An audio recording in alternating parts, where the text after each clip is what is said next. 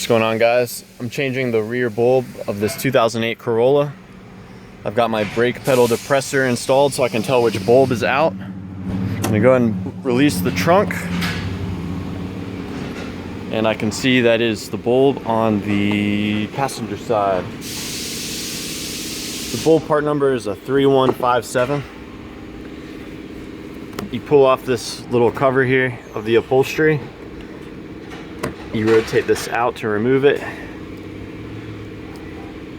And this bulb just kind of slides out.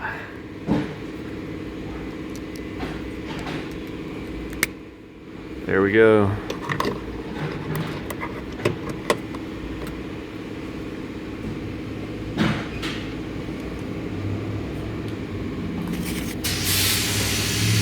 So to get this piece back in, the corners get tucked, but the little tabs here always stick out.